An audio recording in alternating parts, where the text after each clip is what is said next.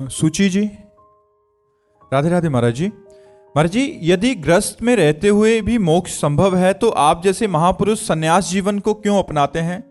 भगवान ने सृष्टि में एक नहीं रचा, अनेक रचा है। एक नहीं रचा, अनेक रचा है। अगर सृष्टि का मंगल अच्छे स्वभाव से होता है तो बुरे स्वभाव वालों को क्यों रचा?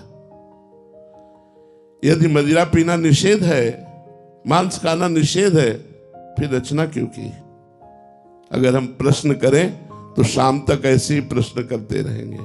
भगवान ने अनेकता की रचना की है, एकता की नहीं, अनेकता की रचना की, विभिन्न मति की रचना की है, विभिन्न स्वभाव की रचना की है और उनको दो भागों में बांट दिया, एक निवृत्ति मार्ग और एक प्रवृत्ति मार्ग। निवृत्ति मार्ग भोगों का त्याग करते हुए, त्याग का प्रयास करते हुए सफलता पूर्वक भगवान को प्राप्त करना, और प्रवृत्ति मार्ग धर्मयुक्त भोगों को भोगते हुए प्रयासरत रहकर मोक्ष मार्ग में जाना। तो अब जिनके भाग्य में रचना रची है गृहस्थ में जाते हुए भगवत प्राप्ति करना, उनको गृहस्थ में मिलेगा। हम लोगों के भाग्य में रचना की गई है निवृत्त मार्ग से भगवत प्राप्ति करना। और दूसरा रहस्य, गृहस्थ मार्ग में रहते हुए आप केवल अपना उद्धार कर सकते हैं, और विरक्त मार्ग का अगर एक साधक भगवत प्राप्त हो गया तो प्रांत के प्रांत का कल्याण कर देगा। अगर एक अपने में आ जाए तो मम भक्ति युक्तो भोनम पुनाति, पूरे लोक को पावन कर सकता है, क्योंकि उसने भोगों का त्याग करके रात दिन केवल भगवान का चिंतन किया है। आप गृहस्थी में देखिए बड़ी समस्याएं हैं। आप बड़े भाग्यशाली हैं जो सत्संग सुन रहे हैं, नहीं तो सत्संग सुनने का टाइम नहीं, भजन करने का टाइम नहीं। भजन करने के टाइम में बैठो तो पूरे दिन की दिनचर्या दिमाग में घूमती है, ये करना है, ये करना है, ये करना, अभी वहां जाना है, उससे वो बात करनी, पूरा हिसाब भजन में लग जाएगा। माला चल रहा है लेकिन पूरा हिसाब लग जाए, परसों उसने ऐसा क्यों कहा था, वहां ऐसा क्यों हुआ, पूरा प्रश्न उत्तर उसी समय होगा जब आप भजन में बैठे होंगे। अब कैसे उद्धार हो? उस कर्म को भगवान को समर्पित करते हुए, विरक्तों को भिक्षा देते हुए आप लोगों का कल्याण कैसे होता है? जैसे विरक्त संत जन है, इनको भोजन पवाते, इनको वस्त्र, इनके वास की व्यवस्था, ठाकुर सेवा, समाज सेवा, जितना बना उतना भजन, जितना बना। लेकिन विरक्त के लिए ये नहीं है कि जितना बना, क्योंकि हमारे लिए दूसरा कार्य नहीं, न बच्ची का ब्याह न बच्चे का ब्याह, बच्चा बच्ची तो कुछ है नहीं, न किसानी न नौकरी न व्यापार, केवल एक ही धंधा है, नाम जप, भगवान का भजन। अगर ईमानदारी से हम अपना भजन कर ले गए तो लाखों का कल्याण कर देंगे, लाखों का कल्याण कर देंगे। इसलिए भगवान ने विरक्त मार्ग की रचना की कि इस मार्ग में सम्यक रूप से अपनी चित्तवृत्ति को केवल परमात्मा में लगाकर स्वयं तरति सतरति सतरति सा लोकांतार्यति, वो लोक के लोक को तार सकता है। ऐसा गृहस्थ में कठिन है।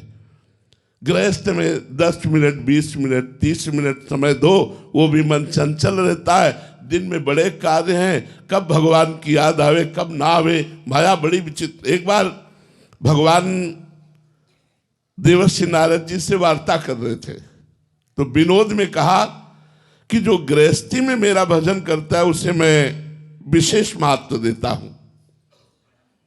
तो देवर्षि नारद जी ने कहा, प्रभु विरक्त पूरे जीवन जलता रहता है,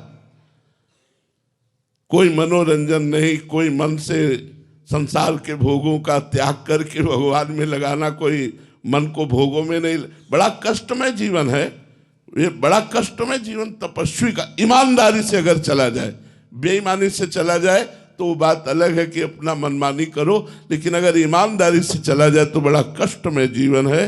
केवल भगवदानंद, संसार के आनंद का त्याग करते हुए चलना होता है। तो देवर्षि नारद जी ने कहा, गृहस्थ भक्त को आप प्राथमिकता क्यों देते हैं? तो उनका, देवर्षि नारद जी से एक काम करोगे? भगवान ने एकदम बात घुमा दी। एक कटोरे में घी भर करके दिया और कहा मेरे आसन की परिक्रमा लगाओ, एक सुदर्शन चक्र हमारा पीछे चलेगा, एक बूंद भी नहीं गिरना चाहिए, भगवद आज्ञा। बोले कितनी बार नारायण नारायण कहा? बोले नारायण नारायण। पूरी चित्त वृत्ति इस कटोरे में लगी थी कि एक बूंद की गिरा तो सुदर्शन चक्र पीछे है। बोले एक कटोरे के घी ने तुम्हारी भगवत स्मृति अपहरण कर ली और उनके लड़का बच्चा रिश्तेदार नातेदार न जाने कितने कार्य, और वो सब कार्य करते हुए यदि मेरा भजन करता है तो वो मेरा सर्वश्रेष्ठ भक्त है। तो बात समझते हो? गृहस्थी और विरक्ति ये दो मार्ग भगवान ने बनाए हैं, और दोनों मार्ग अगर अपनी अपनी ईमानदारी से धर्म से चला जाए तो दोनों मार्गों को भगवत प्राप्ति होती है। पर विरक्त मार्ग गुरु मार्ग है, गृहस्थ का गुरु मार्ग है।